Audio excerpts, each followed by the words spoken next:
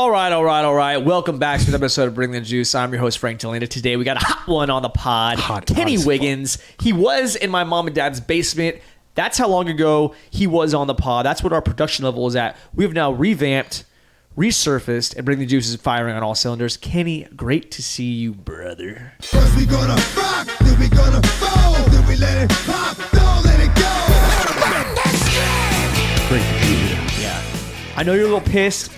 Kenny's jersey's not on the wall yet. I promise, though, we will swap it out for one of the prime jerseys that gets a lot of video coverage. All right. I'm waiting. And then we'll bring you back. I won't hold my breath. And then you'll co-host a couple, and you'll be like, "Listen, bro, I know what I'm talking about. It's my fucking jersey on the wall." Okay, I guess. Yeah, that's fine. All right, so I want to start it off hot. Everyone's talking about it right now. It's the obvious. I think we have some hot takes, though. Conference realignment. It's a shit show. It's a very fair term for it. I made a little, Instagram reel a couple of days ago, just kind of giving my 2 cents of Pac-12. What are you doing, man? What are you doing? There's an office somewhere, Kenny, where people get up and go to work every day, and they work for the Pac-12, and they had a bad day one day, and they're like, "Oh no, we lost so-and-so." And then they got, "Oh no, we lost so-and-so." It started off with UCLA and USC, but that was kind of okay. Whatever. We'll be okay. We'll be okay. Are we going to take anybody? And then it's turned into, oh, Colorado left. Well, it's because they have Deion Sanders. And now there's not really a Pac-12 left. No. Pac-4? What do you think? Let's talk about just what that office was like to start, okay? I bet they were all just shitting their pants. What is going on? Like barn fire, right? I just feel like it's kind of, I don't want to call it a safe job, but let's be honest. Let's say you're the commissioner of the Pac-12. Media days are a big deal for you because, you're kind of in front of a camera. When you got to meet with the ADs, it's kind of a big deal. You probably do that, a couple times a year, maybe. You're going to be at the Pac-12 championship game to present some sort of a award, probably. Trophy here. Yeah, exactly. What else? They probably have a conference commissioner meeting with the SEC and the ACC and the Big 12 and all that. So you get to go to that. But realistically, it's not like day in and day out you're trading stocks or running a business or doing all this. It's kind of an established thing. Oh, yeah. And you're just kind of there to not mess it up and drive. I don't want to call it, you're not driving a speedboat through a river. You're driving a big-ass cruise ship in the middle of the Atlantic Ocean and just don't hit a giant rock. Yes. And they somehow hit a bunch of rocks. Hit a bunch of giant-ass rocks. So, yes, I agree. It's nothing short of a shit show, but I just wonder what happened one of those days. Yeah, the only way I can think of it is just they got comfortable. Yeah, there was no way the Pac-12 is always gonna be around, right? So, and then once USC and UCLA, USC is probably the anchor of the Pac-12, they leave, and then all this UWs and Colorado are like, oh, well, we can leave too. If SC's gone, then why are we gonna be here? Do you think? And I kind of put it in the terms of okay, the big what if was the TV deal, and as we both know, sports are ran off of money. So when there's a TV deal that can't be sealed, and the only reason you're after this TV deal is to ultimately bring in more money, what took so long? And that's why I don't think the guy was just going to work and one day the Pac-12 collapsed. They had at least a year to figure out what are we going to do with our media deal, and they hit a point where it was time to shit or get off the pot. Well, they got shitted on instead of anything. Big time. I mean, it should be interesting to see what happens, because are they going to combine the Mountain West and the Pac-12 now? What I think they should do, they should just do regions, right? So everybody in the West should be in one team. You're talking get rid of conference as a whole? Have a West Conference, have a Mountain Conference, have a Midwest Conference, have a Eastern Conference, and have a South Conference. There's 5 conferences, and you play 20 teams in each conference, 25 teams in each conference. You Rotate draft a schedule, maybe. You draft your schedule, or like you get lottery scheduled. You have like a lottery pick for the entire like preseason or whatever. What teams playing which week? Like I get rigged so much. But how cool would it be though? Like what teams play which week? Yeah, what you decide at the beginning of the year. No, yeah, exactly. Yeah, it's not like week 7 you're playing. Well, no, they have like a show, or but not week 7, but like in the beginning of the season, it's like, all right, Fresno State's playing UCLA, right?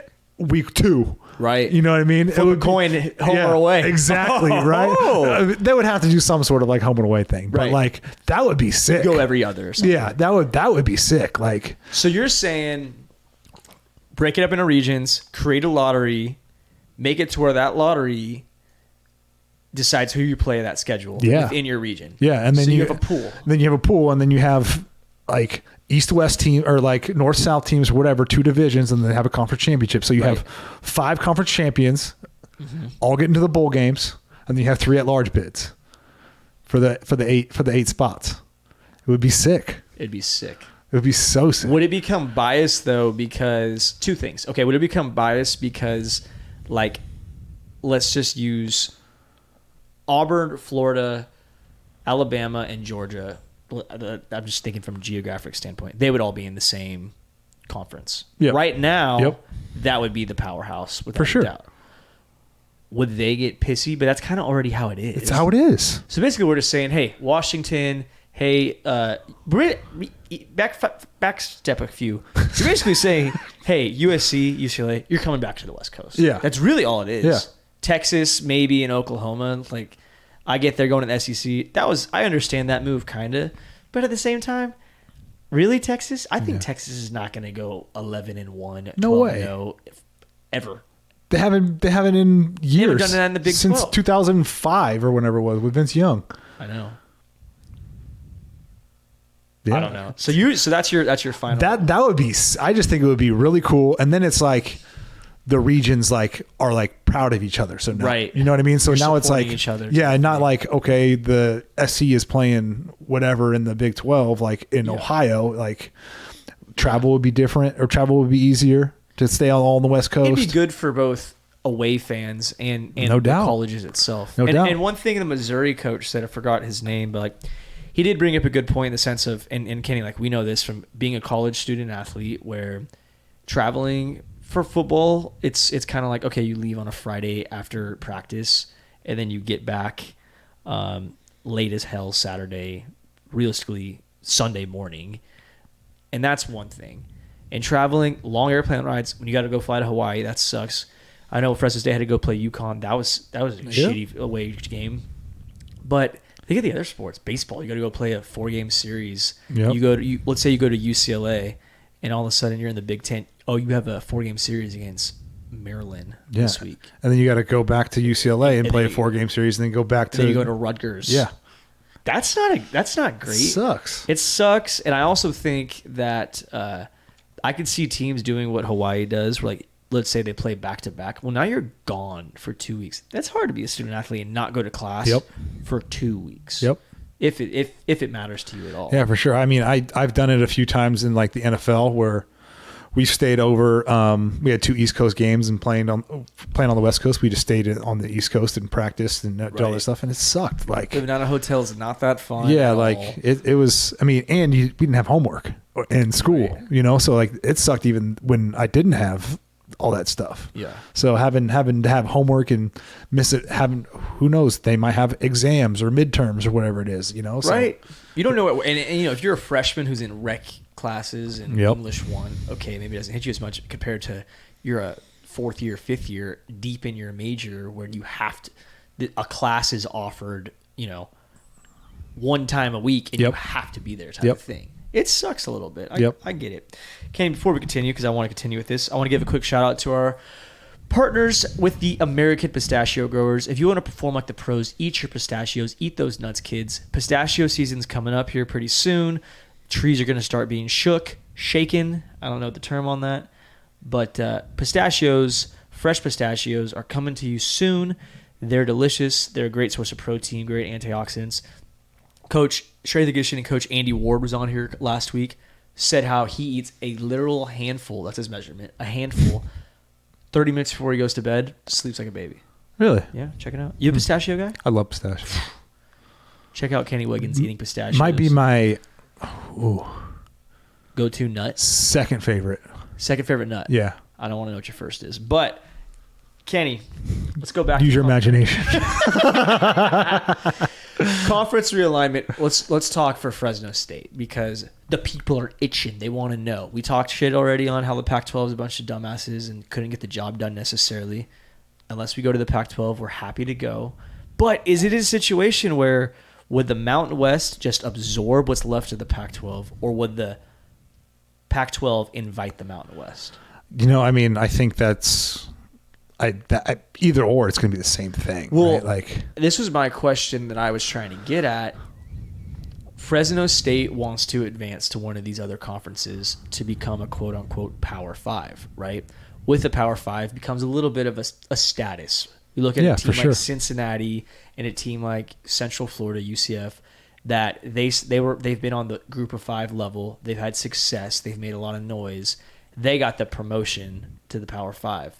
We, I think, view ourselves, I think like a Boise, I think like an SMU view ourselves of, hey, we should have gotten that same phone call. Mm-hmm. Why didn't we? And we could go down that rabbit hole. But there's some waves being kind of made right now to where how do we go from Group of 5 to Power 5? Do we still want to? I think you definitely still want to. Definitely want to. But if Stanford and Cal and Oregon State and Washington State come to the Mountain West, are they going to go down to Group of 5? Or wouldn't it be better for us to be like, hey, let's start repping the Pac-12 logo, but now we're Power 5? But does that make us a Power 5? Just from going from Stanford and Cal and all the four teams go into Mountain West, or we go to the Pac-12, that doesn't mean it's going to be a Power 5 conference. Put it this way. I think if you put those 4 teams in the Mountain West right now, a current Mountain West team still wins the Mountain West championship this year. Agreed. Yeah. And I do, and this is no disrespect to some of the lower tier Mountain West schools, but maybe Stanford. Not recently. Yeah. But as a whole, culture-wise, absolutely. Yeah. It just makes me think a little bit in the sense of, if we're going to do this, does a team, lower tier teams like New Mexico that hasn't had a lot of success, get them out of here. San Jose, I don't like them. Get them out of here. Get them out of here, right? I don't know. Again, I'm not talking shit. UNLV, get them out of here. And you could say that, but people will say, well, UNLV, they're in market, Vegas. The market. They're in a great market. Yeah.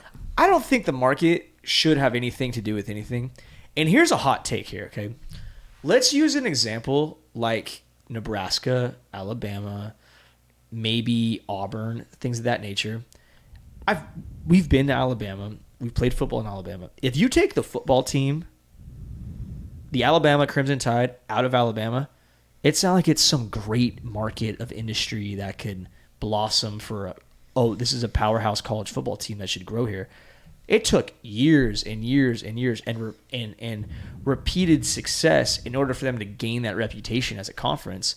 In the grand scheme of things, there's nothing else to do in these parts of the country than love and watch football, which I'm all for. But they've had time, right? They've had time. They've had time to grow that, and we're still kind of young and having success, right? Very much. Like, I would say the beginning of Pat Hill would be like the original first time of success, really, like on a national stage. On a national stage, I think Sweeney definitely created. He created the buzz, the right? foundation of the culture and the buzz. Yes. No doubt. And then Coach Hill came in and capitalized on that and grew the program into what it is now, right? And Tedford is taking it and succeeding even more, right? Which you want in a program, right? But like that's been 30 years. Alabama's been doing this for 100.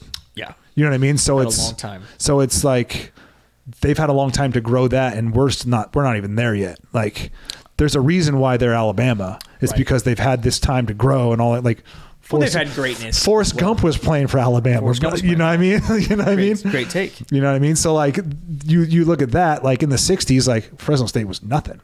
I wonder if a school like Vandy, who is in the SEC, They're in Nashville, if I'm not mistaken. Yep. So a lot to do in Nashville besides support Vandy. You know what I mean? I think I kind of see, like, let's throw San Jose State under the bus again, because who gives a shit?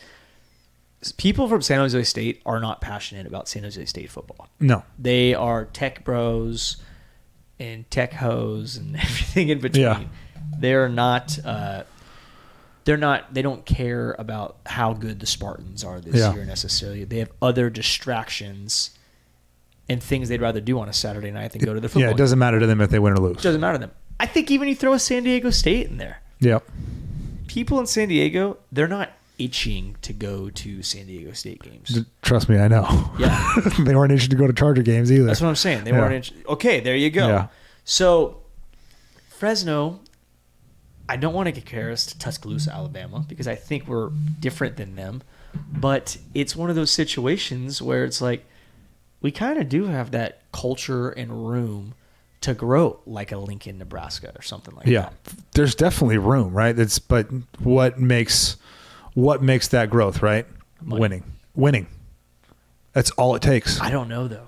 That's all it takes, bro. Why is a school like Boise, who it just tastes like dog crap coming out of my mouth saying this, Boise has one of the most winning records in college football history. They aren't even in these conversations for some of them. Why? I think it's because of the market, and that's what people don't like. That people don't like the Boise market, and they don't like the Fresno market. I hate that, though. It's just the nature of the business, though. But how are you about to say with a square fit, like a straight face, that UNLV and San Diego State are better investments to bring into our conference than Fresno State and Boise State? Because the away team, it's the population of the area that has the potential to watch the film or watch the games. You're saying, let's say San Diego State gets hella good all of a sudden.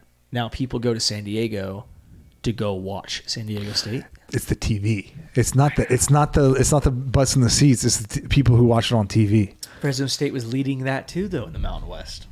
I'm telling you, it's crazy.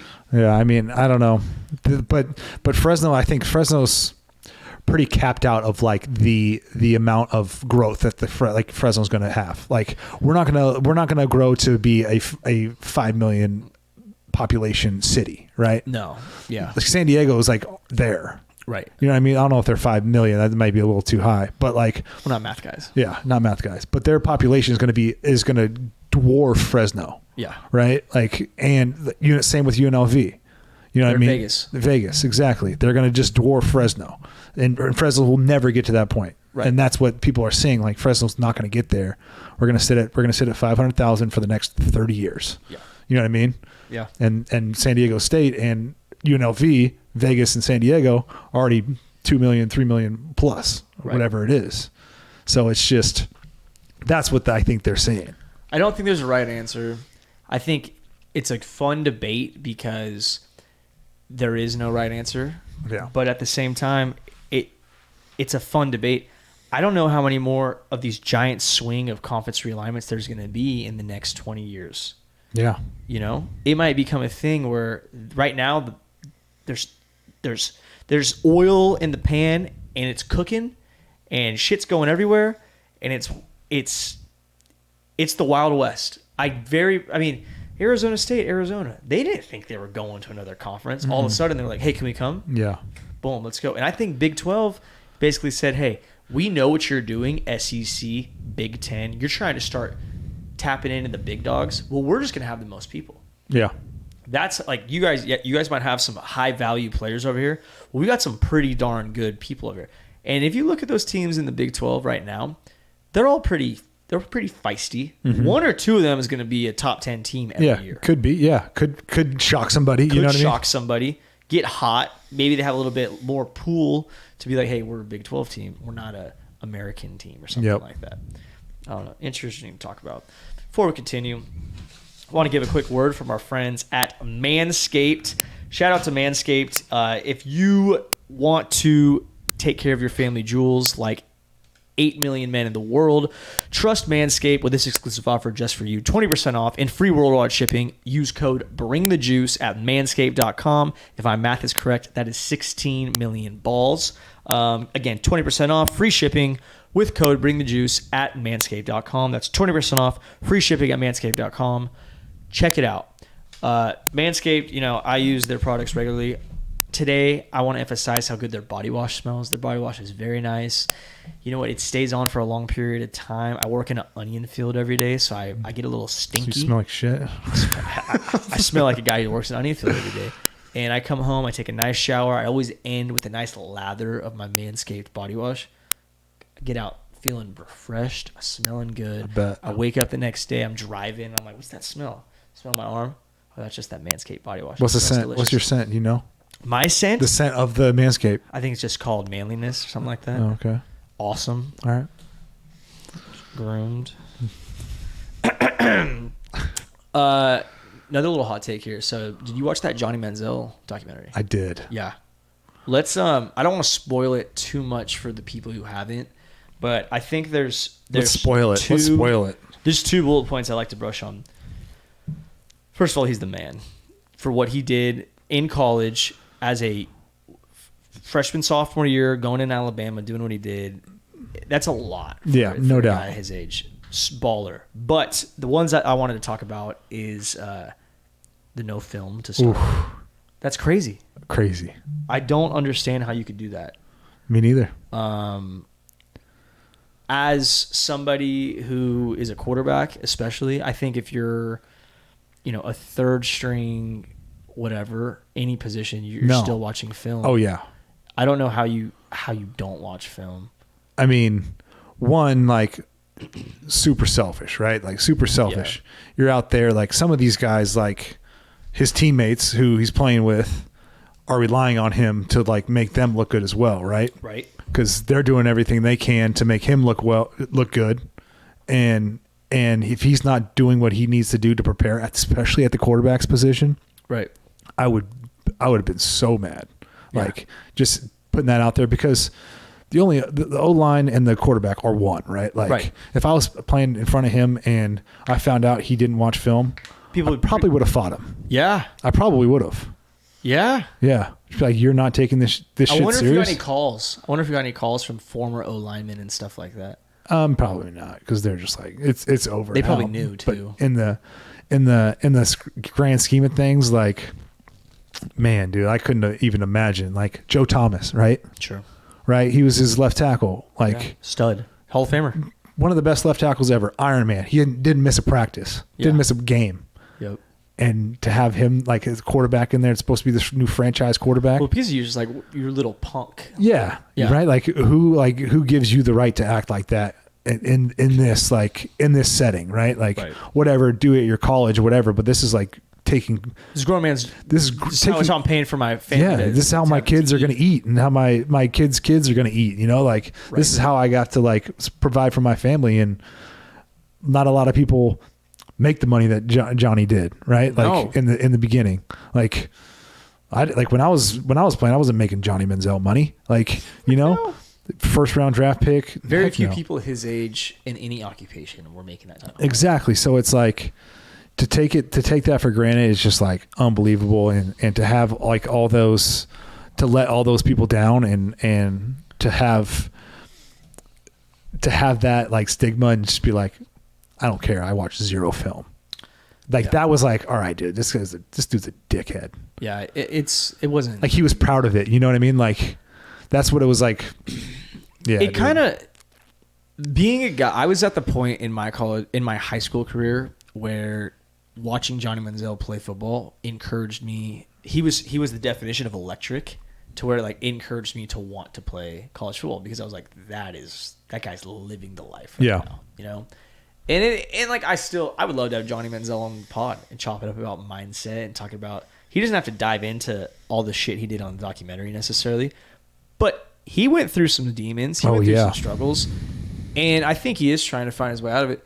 The dude is young. Like, it's not like he's a 52-year-old man that's gone through shit and, like, doesn't have his shit together. Like, okay, he's young, kind of did some dumbass shit. That's pretty much what happened. Yeah, but, like, and people would die to get in his position. No doubt. And he pissed it away at the end of the day.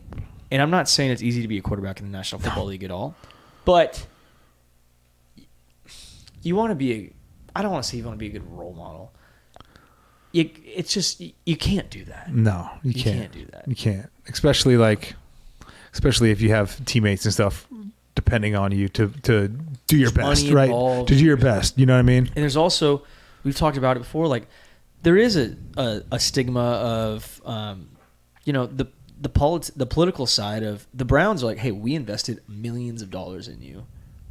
Maybe they knew about it. They can't just bench their first round quarterback who we've paid millions of dollars to because he's being not a good teammate, not good for our program necessarily. Yep. You can't just do that. That's a bad investment. That was bad on all parties at that point. Mm-hmm. And it's not like the Browns were the bee's knees at the time. No. There's a big cycle going through there at one point.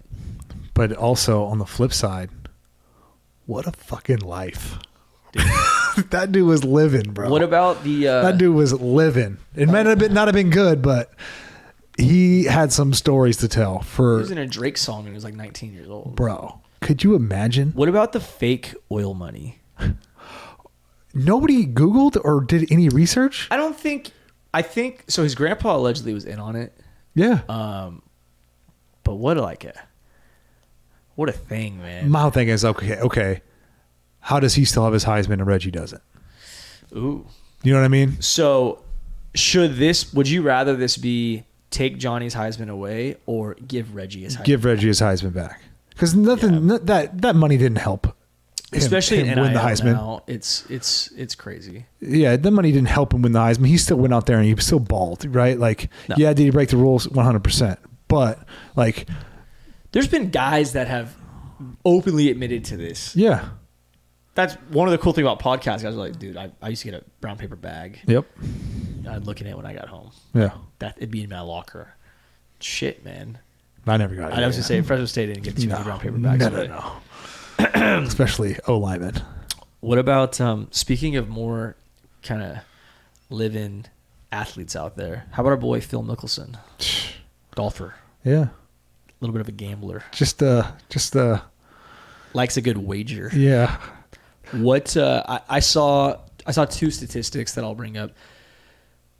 Overall money bet. This isn't lost or won. Just overall money that was put on the line at one point. $1 billion. Yeah. $1 billion. Yeah, that's a lot of money. That's a lot to wager. Allegedly, he's down $100 million. Okay. Yeah, I could see that. Over how long though? You know what? Let's do some quick math here. Let's just say over 20 years? Yeah, 20 years. That's only $100 million. That's only $500,000 a year. Divided by 20. That's $5 million a year. Oh, 100 million. Okay, yeah, you're right. Another zero. $5 million a year. That's a lot. But let's look into this though. I saw this stat. Okay. Where it was, so during his gambling thing, he was making wagers of $110,000 a week, right, on football games and stuff like that. At that time, he was making $60 million a year. So his units then, let's just say. So he was only 12%. So it was equivalent to a guy who was making $150,000 a year job betting $150 a week. That's the equivalence. Less than that, but yeah, I know what you mean. Crazy. So if you put it in that perspective, you'll go out and make $100 bet on something. Yeah, you know what I mean. That's the same thing as Phil making $100,000 bet. Well, I just think if I make $1,000 a week paycheck right now, this is just basic math, and I'm gambling $100 a week. That doesn't sound that crazy in the terms of any gambler my age. Exactly. Realistically, everyone has their unit. No doubt. Yeah. Everyone has their unit. No doubt. And you don't ask. And that's one thing I think that I've learned in the sports betting industry that's kind of fun, because you might be a bazillionaire and I make $100 a week, and we could be sweating the same bet or the same game or the same wager just as hard. Obviously, yours might be more money, but maybe it's ratioed out. Hey, this is going to affect my life at a certain rate. This is going to affect your rate at a certain rate. Obviously, the bigger numbers are a little more scary, but yeah, but everybody's looking for, the gamblers are looking for that number, right? The number that scares them and the number that's going to make them be like, oh yeah, I just won. This is kind of, okay, so we talk about NFL players that constantly, a couple NFL players got in trouble recently for betting on their own games. Bunch of Lions. And Phil there's some more bullet points of this case where he bet on a couple golf matches. Ryder right? Cups. I heard from the Ryder Cup, he called in from a phone on the golf course to put like a couple hundred G's on the U.S. to win. And What gangster though? Gangster, absolutely. Right. But like that didn't get surfaced like Calvin Ridley putting on, a couple $100 for his own team to win. Yeah. Not saying it's right or it's wrong, but talking in the golf realm, and Kenny, you golf, I golf, like, hey, let's do $1 a hole. Let's do 50 cents a hole. Yeah. I think it'd be badass for them to have a tournament a year where everyone's just mic'd up. They're just betting. Just Like Phil and Tiger did like the match or whatever. You could be two, and you pair everybody up. Everybody fills out a questionnaire before, basically being like, okay, this is where your skill level is, so you don't get paired up with somebody that's mismatched, or you give them a stroke or two. Yeah. And then, how much are you comfortable? What's your wagering? unit? What's your unit or right. whatever? What's your unit? Yep. And you could put anything to be like 10 push-ups a hole to a glass of whiskey or something like that. Like maybe you're not exchanging. Maybe it's $1 a hole. Yeah. And it's entertaining because you're talking shit and you're wanting to win and all that. Maybe it's, hey, let's go 100 G's today. I don't know. I'm just saying or before, that would be a fantastic golf idea. Before you start, tourney. then you fill out a questionnaire. Yeah. And then you match up the units. That's what I'm saying. So you're it's playing like, against the guy who... So you pick their $10 energy's a the same hole. way. I pick $10 a hole. Right. And then now we're paying $10 a hole. That's what I'm and saying. You don't even know who you're playing against. You just get paired up. I think that would be phenomenal. That'd be sweet. Make sure we clip that. That was... I'm really proud of that take. I came off the dome. Handicap, and then what's your unit? Yeah. And then like whatever handicap, you just play your handicap. Yeah, and well, if you're doing pros like that, it'd be rather... Yeah. It'd that'd be fun for like the next Bring the Juice golf tournament. Let's do it. That's a damn good idea. Let's do it. People would be all over that shit. Yeah. God, I love it. God, I love it. I love what I think. See? Got to have me in here more often. We come up with these things, right? Kenny, you're a businessman. Before we dive too much into business, I want to give a quick shout out to our friends at FFB Bank. They used to be known as Fresno First Bank. They are now FFB Bank, the premier bank in the Valley. But they changed their name from Fresno First because they're bigger than just the Valley. The same way Bring the Juice is bigger than just the Valley, but the Valley is top priority and top importance to all of us. FFB Bank, you walk in, they give you a handshake, a good greeting, give you a personal experience, but they take care of your business needs and now your personal banking needs. FFB Bank, check them out. Bring the Juice actually just recently switched over all our accounts from a different bank to FFB Bank. So we're not just talking the talk, we're walking the walk, and we've been nothing but satisfied since. Check out FFB Bank. Kenny, you're a business owner. You're a man. You should check out FFB Bank. But, I know last time we were on the pod, you have Alpha Lit. How'd you like those letters? Love it. You guys saw the Bring the Juice boxing match, the giant Bring the Juice letters. Kenny did all that. Great friend, great man for that. Appreciate you. It looked awesome though. Oh no, we need some pictures. They do. Yeah, we'll get some pictures. We got some pictures. We got Jay. We got some pictures. You got Mayweather, boxing and fitness. Boxing and fitness. I read the hat. I know there's fitness and boxing. But the concept of basically, it's a time to work out. It's phenomenal. Boxing, by the way, if you haven't done it yet, great workout. Yeah. Yeah. I saw you when your little workout with Jose. You were dead. I was good, bro. I could have gone 12 more rounds. Yeah, right.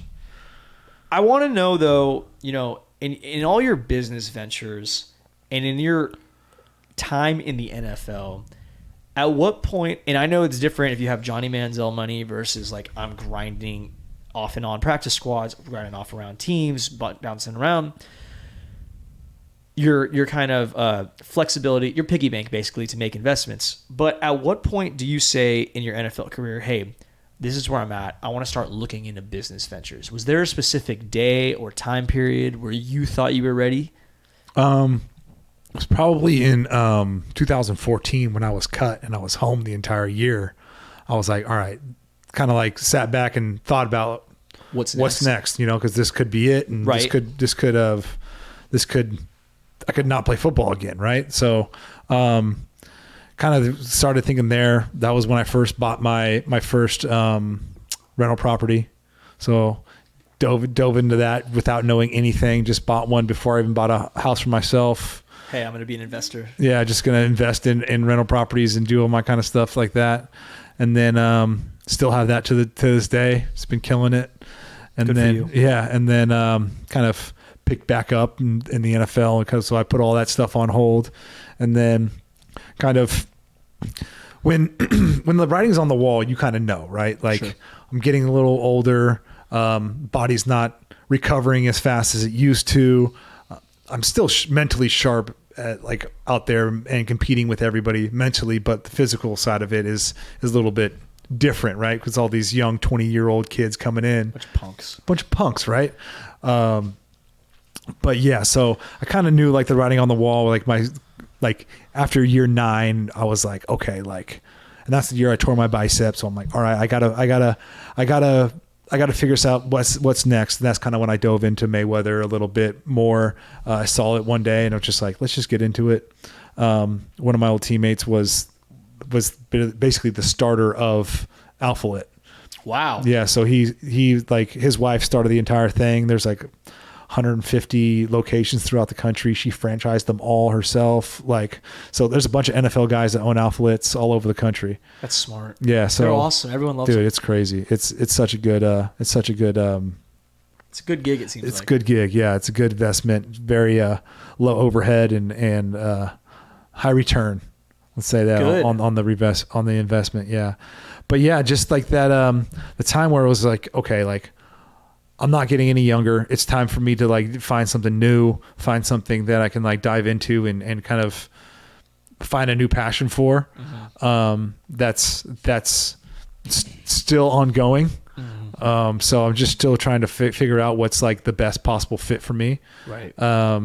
Which is a hard kind of piece to dive into, because for so long, I mean, for the last 20 years of my life, I was playing football, and that's all I knew. Like my years surrounded football, right? It wasn't like winter, summer, spring, and fall. It was training camp, season, off season, OTAs. You know what I mean? Like, those are my 4 seasons. That's your year. Yeah. That's my year, you know?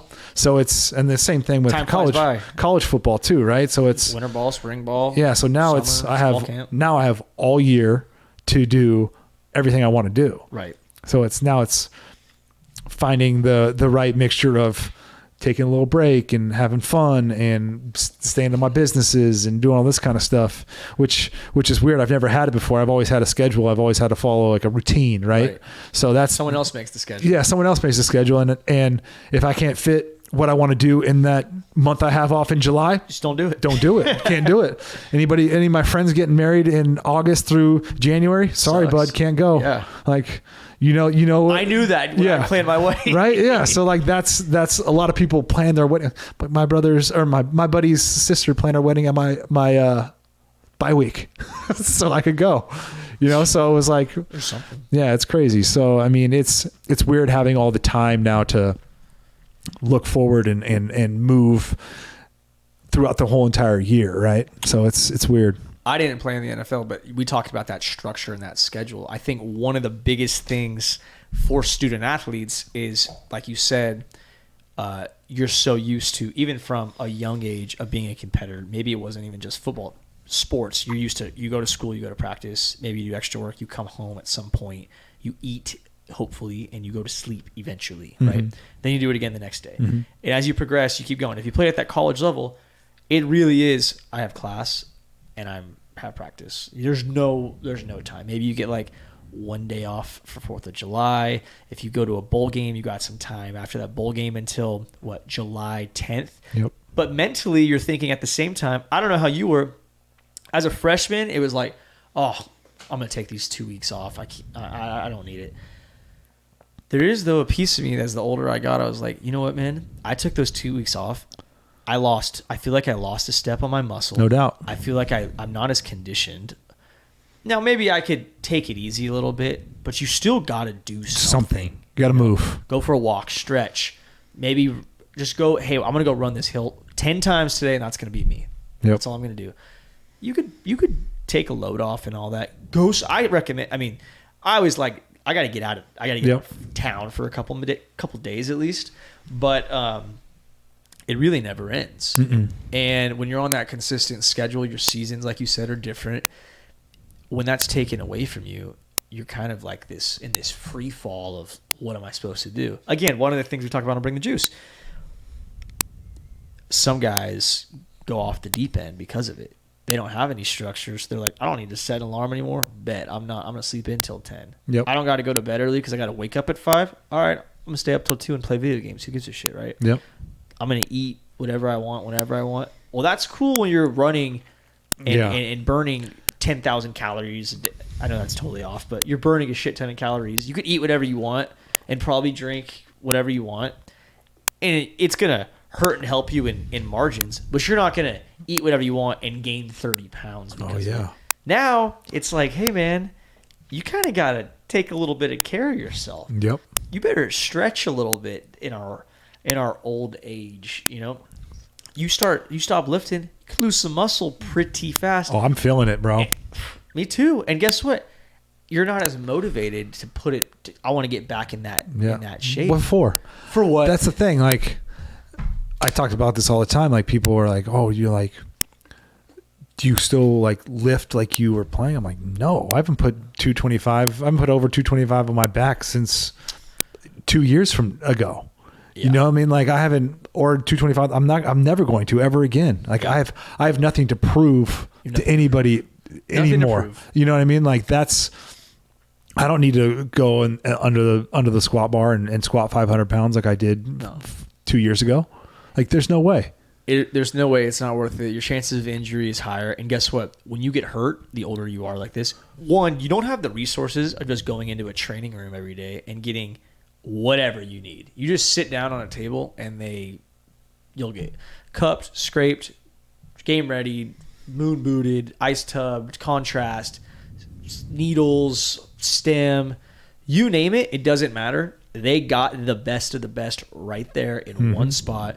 And you could be on your phone while they take care of your leg. You could be watching a game while they take care of your arm. Whatever the hell it is, it's right at your disposal, and it's free for you at that point as well.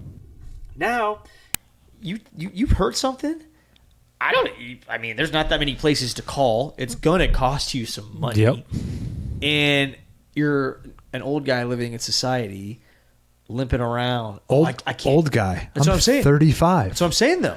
But that's where we're at. Yeah. And it's like, it's not worth it. Like, I don't want to go through that no, necessarily. Man. So like that was one advice that I've gotten from some people that have retired and they're like, just don't stop moving. Just keep going. Like, it doesn't have to be much. It doesn't have to be like what you were doing, but just like do something, like at least like pickleball, golf, something. Yeah. Like I've been playing a lot of basketball, like, which has been great. And I love it. It feels good to compete against like some like good guys that I've been playing against, and kind of gives me that like juice that I've been missing a little bit without having to be super physical, because that was like all I've had to do in the past, right? All I was able to do was just be physical and beat people up and beat myself up.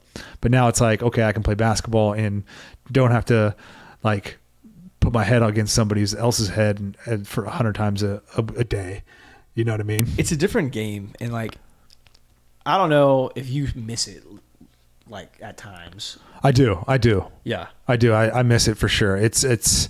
There's no feeling like getting ready for a game, right? No like feeling. I've watched people's like Instagrams, like today they're getting ready for like preseason games. Like it's fun to like relive those like memories in your head. Right. And it's crazy that like you'll never do that again.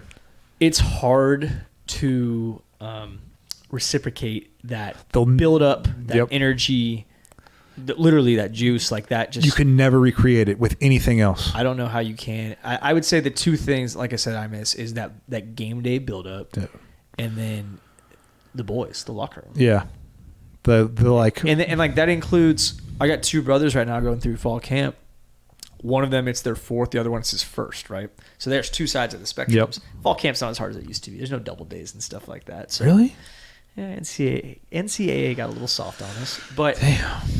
I told them, and I told my youngest brother, I was like, you have no idea how fast it goes by. Yeah. Because you start off as a freshman, and then you're just on this Ferris wheel carousel of you start off as a freshman. Yeah, you go through your season. But then guess what? Like we just talked about your seasons.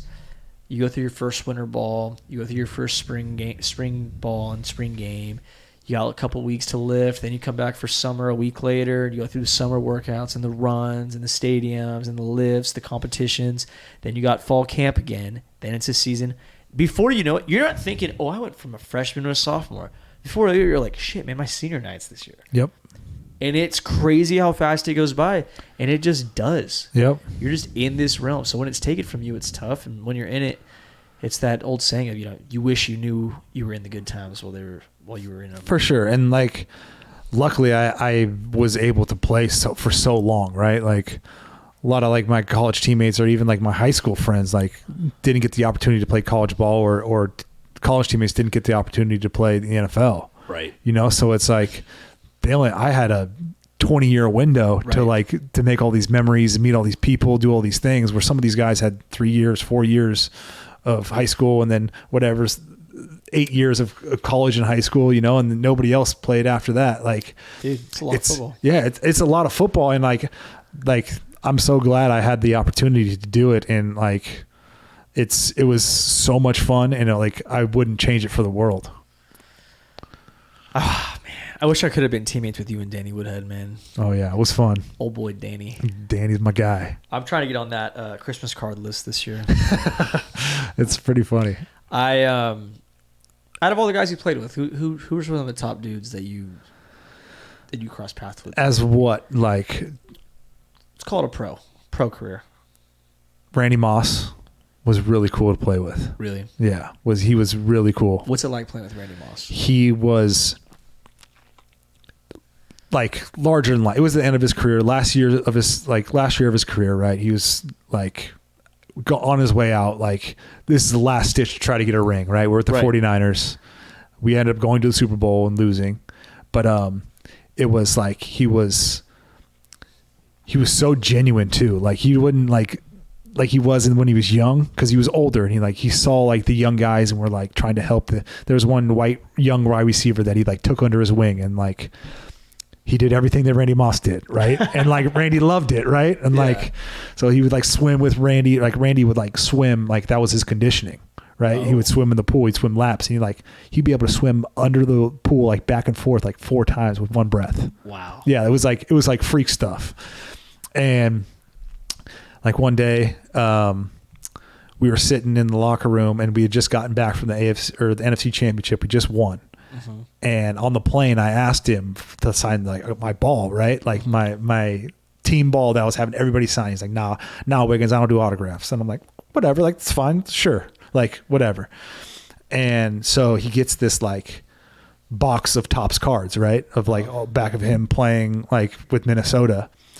And I was like, let me get one of those. And he was like, sure. And I grabbed one, and I just put it in my locker, and I come back to my locker, and there's a signed one to Wig from Randy. Like, yeah. Wow. Dude, it was really cool. Like, he did stuff like that to like make this little practice squad, like lineman, right, who's a nobody, like feel special, which was really cool. Yeah. Another Randy Moss story. It was like training camp, right? I'm standing there. I'm on the second team. The first offense is out there. I'm standing like right next to Randy. Alex Smith throws a ball up. Crabtree jumps up, catches it over this guy, right? And I go, oh shit, he just got mossed. Not even thinking about it, right? That Randy Moss is the guy who made that word up is standing right next to me, and he's like, looks at me, he's like, really Wiggins, like in his country ass voice. And I'm like, oh my dude, I didn't realize like, yeah, how cool is that? That was generational for us. Yeah, how cool is that? I mean, he was probably like the coolest, like larger than life guy that I played with. Yeah. I mean, I played with Ed Reed, Ray Lewis in Baltimore. Were they pretty passionate? Very passionate. Yeah. They bring the juices. Yeah. Yeah. Ray would bring the juice. Play with Terrell Suggs. Damn, some hitters. Yeah. So would you, at that point, were you first team, or would you go against like might have to meet? Yeah. So my Ray Lewis in the hole. My rookie year, yeah, I was basically like a scout practice squad, scout team guy for Ravens and the 49ers. And then my second year, I was a scout team guy for the 49ers. So it was like that 49ers defense was like Patrick Willis, Navarro Bowman, Alden Smith, Justin Smith. Yeah, you like had some dudes. Dudes, bro. Like dudes. Like so Alden, my second year, was the sack leader for the NFL. I have an Alden Smith jersey in my closet right now. And so me and Alden are the same grade. Wow. So we came in the same year. He was the first round pick and I was undrafted. Gives a shit. Yeah, Greedy. whatever. I'll block his ass. But and then Terrell Suggs, my rookie year, he was the defensive player of the year. So you got to go get some dudes. Yeah, What's the NFL? Everyone's good, but everyone's those especially like they were like peak of their careers too, right? Super like Bowl caliber guys. Yes, Yeah. like all pro, Pro Bowl type of guys, right? Those are like the top tier in the NFL at that time of like edge rushers, and I'm like, those are the guys I have to block every day, Right? And I mean that made me grow as a player for sure. Fuck yeah. Iron sharpens iron, right? Like Iron sharpens iron. that's what you always say, right? But yeah, man, it was a lot of fun, like especially like being a young player and like being thrown into like that mix, right? Because they're all vets and they know how like the ropes work and they know how everything goes, and I'm out there just trying to learn and just trying to soak everything up, which was a little bit different at the end of my career where I'm the old guy now, but like I'm also playing with guys who are gonna be like superstars, right? Like Saquon Barkley, right? Like like I mean, playing with like a guy like Matt Stafford, like like dude's a stud. Playing with Phillip Rivers, like stud. A Hall of Famer. Like I don't care what anybody says, he didn't win a Super Bowl, but that dude's a Hall of Famer, no doubt. Phillip Rivers, 100%. Is Tony Romo Hall of Famer? I don't know. Probably pretty close. Really? Yeah, they're pretty similar, and I think Phil has way more yards than he does. But I don't know. I'm not a stat guy. Yeah, but Phil, man, I need a stat guy on staff. Phil's unreal. Figure it out. No, but Phil was like. I heard Phil talk shit. Oh yeah, but didn't cuss. Yeah, didn't cuss. Good. He was example to his kids. He was the best person to play with. Really? 100%. He was so much fun to play with. That's awesome. He made a defensive lineman or a D end apologize to Antonio Gates in the middle of a game. Yeah, because he held Antonio off the line, right? Like he held him flag and everything, and he was like, Philip ran over to him. He's like, you know who that is? That's Antonio Gates. He's the best tight end ever play the game. You better apologize to him. He's like, my bad, Gates. I just started laughing. I'm like, what the heck? It's like a dad out there like getting on his kid, like. But yeah, man, he was unreal, man. God, I love it. That's who you need to get on the pod. Phil would be awesome. Think you'd do it? I don't know. I have to shoot my shot. I'm gonna shoot my shot. Yeah. Old son Phil. Kenny. I was talking to somebody for you. Don't worry about it though. Maybe we'll put it on after the camera shut off. All right. My last question. Give me a dog's prediction this year. Ooh. I had to. I know. That's hard. I haven't seen anything with them this year. Blindly knowing they just came off a championship. Coach Tedford's there. They lost some dudes, but their defense is allegedly stronger.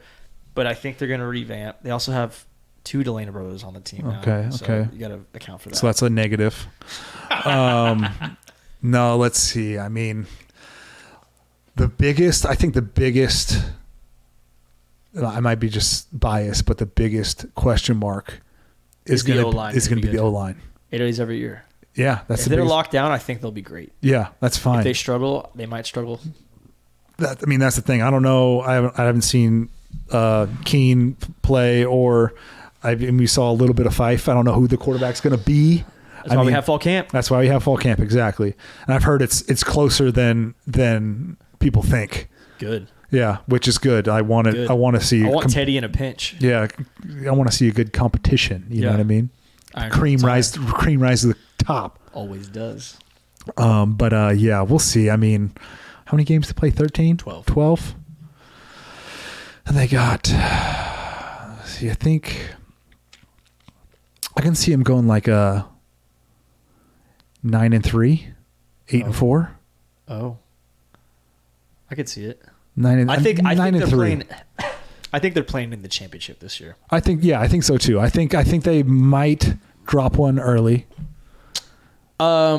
I think between Purdue and Arizona State, they win one of those at least. Yeah, I'm thinking this. I kind of like this is a hot take. I want to say they're going to go 12-0. I want to say it, but I'm not. Just I'm not depends, gonna man. It because just then I look like an depends. arrogant Yeah. fan, and I'm not. We're going to be realists here. Realistically, what I think is going to happen, I could see them going into Purdue. They have a lot of changes to their culture and team right now. The quarterback, some other things. So do we. So do we. But I kind of could see us going in there and I hope. giving them a big swing. I hope. I know that's going to be a hard atmosphere, but Tedford gets the boys right. I think you go in there and make some noise early. You got some home games early that there is no Cal Poly or UC Davis this year. Kent State is going to be competitive, and Eastern Washington is going to be competitive. Oh, yeah. Your ass. Yeah. Arizona State. Last time we played them, we beat them in the Vegas Bowl. Kicked their ass. It was awesome. They just got a whole new coaching staff, brand new everything. They're not looking to lay down to Fresno State. I guarantee you, whoever the coach is doing his homework and is saying, "Hey, these guys are coming to beat our ass. Oh, They're yeah. going to be. They're not going to be. We're not going to creep up on Arizona State." Is what I'm saying. Are you going? I'm going to all of them, You're going to all of them, dude. Yeah, you got two brothers. You got two brothers on the team. Look out for number 0. I'm on the sideline for the Arizona State game. Good. I'll see you there. Doing the radio. chirp you. Doing the radio. I'm doing pregame. Oh, you're for Arizona? Yeah, I'm doing all the pregame. So am I. See you there. Yeah, check out. Make sure you go to a Dogs game Yeah, this year. come on. Show Come a little check more us love. out. Pregame, Yeah. pregame, half times, post games. Kenny's going to be on the live stream during the games as well. Between that, it's us two and who is it? Tongapaw. David Tongapaw. Camerwell, Paul Leffler, Pat Hill, the boys. I don't think Marcus is going to be involved in this much this year, but he'll probably stop by. A bunch of former players going to be around. It's an awesome thing. Great insights, just rowdy, unbiased opinions that are completely biased because we know the Dogs are going to lay down the wood and get it going. But I truly believe they have an opportunity to go back to back. I do. Everyone's picking Boise to win the conference this year. I just don't see a team in the Mountain West that's going to be better than us in December. I would love for us to play a championship game at home. I think we're kind of due for one. Yeah. Yeah. What does that take? You have the best record? I don't know, man. Didn't you beat? When you were there, you guys beat Boise But at the rankings didn't come out on time. They had to change they changed the rule because of that whole thing. That's so stupid. Yeah. Long story short, support your Dogs. Support Kenny Wiggins. Kenny, I appreciate you coming on the pod. Support all of Kenny's businesses and his business ventures, All of his them. ideas. Don't bet more than Phil Mickelson. No. Watch more film than Johnny Manziel. Yeah. And we'll see what happens with the conference realignment. But in the meantime, bring the juice. Stay fired up. Get your piss hot. Be sure to unsubscribe, resubscribe, buy your merch. Check out Kenny's businesses. We'll see you next time. Bring the juice, baby. Bring juice.